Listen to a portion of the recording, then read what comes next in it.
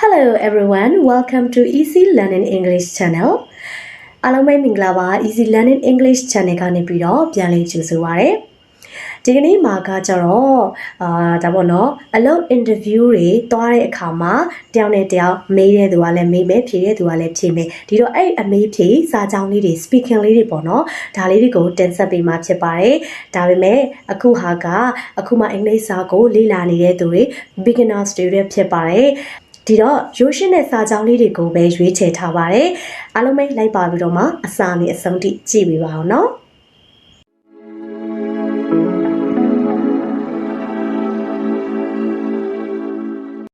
ကိုကအလုပ်တစ်ခုကိုသွားလျှောက်မယ်သွားပြီးတော့လျှောက်ပြီးဆိုတာနဲ့အရင်ဆုံးပေါ့နော်မေးလိမေးထားရှိရဲ့စာကြောင်းလေးတစ်ခုကတော့မင်းမှာလုပ်ငန်းတွေ့ကြုံရှိလားလို့မေးပါလိမ့်မယ်ဒါဆိုရင်တော့ Do you have any working experience Do you have any working experience မင်းမှာလုပ်ငန်းတွေ့ကြုံရှိပါသလားလို့မေးတာပါ Do you have any working experience မင်းမှာလုပ်ငန်းတွေ့ကြုံရှိပါသလား Do you have any working experience ဒီနေရာမှာဆိုရင်တော့ do နဲ့ you ကိုတွဲပြီးတော့မှ you လို့ဖတ်တာဖြစ်ပါတယ် you Do you have any working experience တင်မှာလုပ်ငန်းတွေ့ကြုံရှိပါသလားဟုတ်ကဲ့ကျမမှာ marketing လုပ်ငန်းတွေ့ကြုံ2 နှစ်ရှိပါတယ်လို့ဖြေမယ်ဆိုရင်တော့ Yes I have 2 years experience of marketing Yes I have 2 years experience of marketing ကျွန်တော်မှာ marketing လုပ်ငန်းတွေ့ကြုံ2 နှစ်ရှိပါတယ်ကားမောင်းလိုင်စင်ရှိလားလို့မေးမယ်ဆိုရင် Do you have a driving license Do you have a driving license တင်မှာကားမောင်းလိုင်စင်ရှိပါသလား Do you have a driving license ဟုတ်ကဲ့ပါထပ်ပြီးတော့မှထောက်ခံစာတွေရောပါရလားလို့မေးမယ်ဆိုရင်တော့ Do you have letters of recommendation Do you have letters of recommendation ထောက်ခံစာတွေရောပါရလားအဲ့ဒီလိုမေးလာလို့ကိုကအခုတော့မပါသေးဘူးဒါပေမဲ့ကျွန်တော်ယူလာပေးနိုင်ပါတယ်လို့ဖြေမယ်ဆိုရင် No but I think I can get them No but I think I can get them အခုတော့မပါသေးဘူးဒါပေမဲ့ကျွန်တော်ယူလာပေးနိုင်ပါတယ်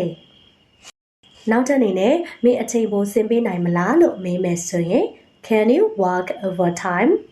Can you work overtime Can you work overtime အချိန်ပိုမင်းဆင်းပေးနိုင်မလားတကယ်လို့တနင်္ဂနွေနေ့ရောဆင်းပေးနိုင်မလားစနေနေ့ရောဆင်းပေးနိုင်မလားဒီလိုမျိုးမေးမယ်ဆိုလို့ရှိရင် Would you be able to work on Saturday Would you be able to work on Saturday မင်းစနေနေ့ရောဆင်းပေးနိုင်မလားဒါမှမဟုတ်ရင်တနင်္ဂနွေနေ့ဆိုရင်လည်းအစားသွေးလိုက်ရုံပါပဲ Will you be able to work on Sunday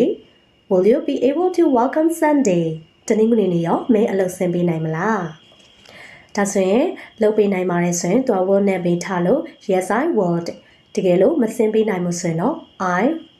No I wouldn't အဲ့လိုဖြေရပါမယ်ပြီးတော့မင်းကအချိန်ပြည့်လုပ်ချင်တာလား part time အချိန်ပိုင်းပဲလုပ်ချင်တာလားလို့မေးမယ်ဆိုရင် Will you be interested in full time or a part time position Will you be interested in full time or a part time positionမင်းကအချိန်ပြည့်လုပ်ချင်တာလားဒါမှမဟုတ်ရင်အချိန်ပိုင်းလုပ်ချင်တာလားနောက်ထပ်မေးလိမေးထားရှိရပါတော့တကယ်လို့ညနေပိုင်းနေမှာရောလုပ်နိုင်လားဆိုလို့ရှိရင် Can you work in the evening Can you work in the evening မင်းညနေဒီမှာကောအလုပ်လုပ်နိုင်မလားအလုပ်ဆင်းနိုင်မလားအဲ့လိုမေးတာဖြစ်ပါတယ်ဘယ်လိုဌာနမျိုးမှာအလုပ်လုပ်ဖို့စိတ်ဝင်စားပါသလဲဆိုရင်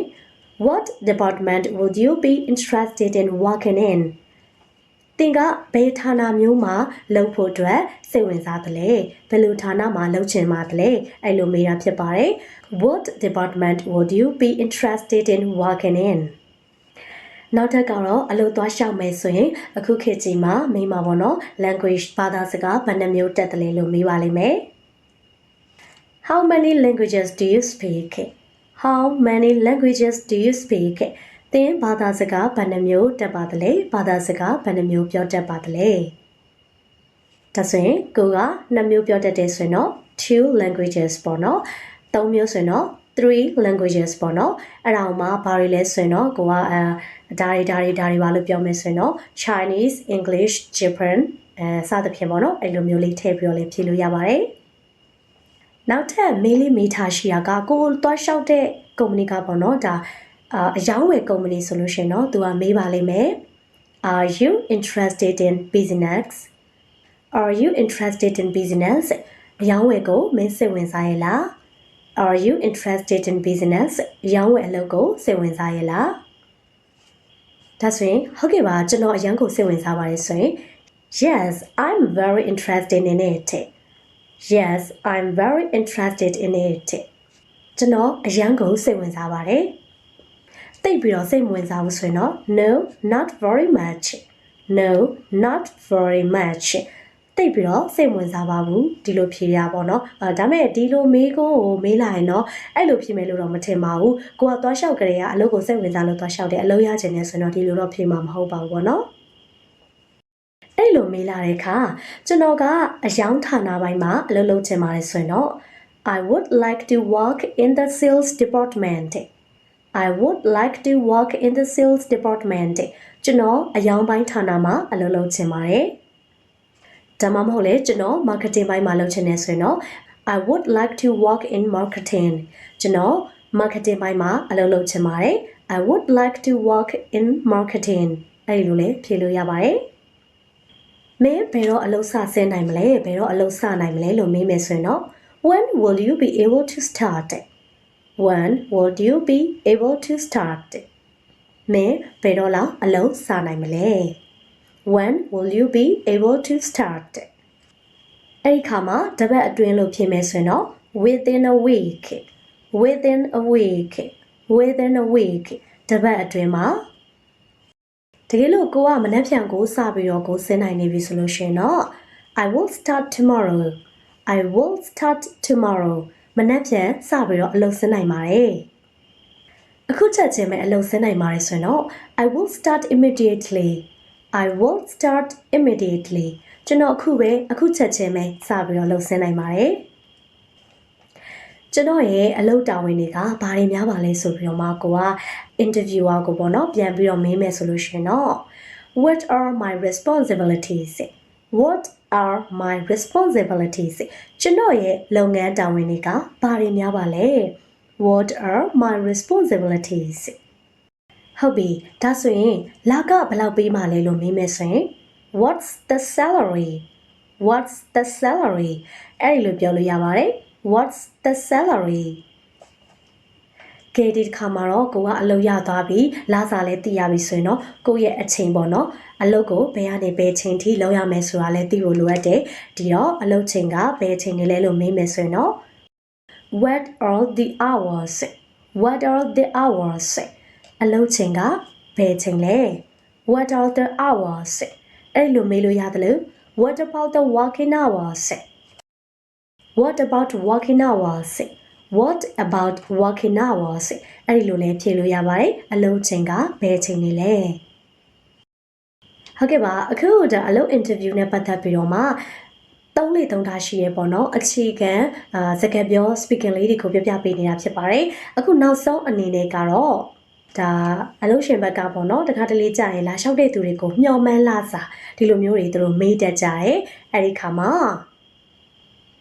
How much would you expect to earn မင်းဘယ်လောက်ရဖို့မျှော်လင့်ထားသလဲ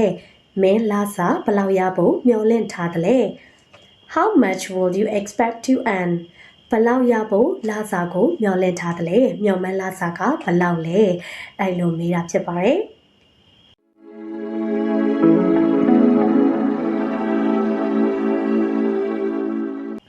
ကဲဟုတ်ပြီဒီကနေ့မှာဆိုရင်တော့အလုပ် interview မှာမေးလိမေးထားရှိရဲ့မေးခွန်းလေးတွေနဲ့ပြန်ပြီးတော့မှဖြေတဲ့အခါမှာဖြေလေးဖြေထားရှိရဲ့ဖြေရမယ့်အဖြေလေးတွေကိုတင်ဆက်ပေးခဲ့တာဖြစ်ပါတယ်ဒါတွေကတော့ရိုးရိုးအခြေခံလေးတွေဖြစ်ပါတယ်အခြေခံအခုမှစပြီးတော့မှလေ့လာနေတဲ့သူတွေအတွက်ပါရိုးရှင်းတဲ့ speaking လေးတွေပဲဖြစ်ပါတယ်အားလုံးလည်းလေ့လာခဲ့ရတာချိန်နဲ့ကြမယ်ပြောရှင်းကြမယ်လို့ထင်ပါတယ်အားလုံးလည်းမှတ်သားရတာလည်းရမယ်လို့ထင်ပါတယ်နော် ဟုတ်ကဲ့နောက်တဲ့ဗီဒီယိုတွေကြရင်လည်းထပ်ပြီးတော့မှစိတ်ဝင်စားစရာကောင်းတဲ့အကြောင်းအရာတွေကိုသင်ဆောင်လာပေးဦးမှာပါဒီတော့ကျမတို့ရဲ့ channel လေးကို subscribe လုပ်ထားပေးပါအသစ်သော program တွေသိအောင်လို့လည်းဘေးနောက် notification လေးကိုလည်းနှိပ်ထားပေးပါအောင်เนาะဒါဆိုတော့ဒီကနေ့ကတော့ဒီလောက်ပါပဲအားလုံးပဲ bye bye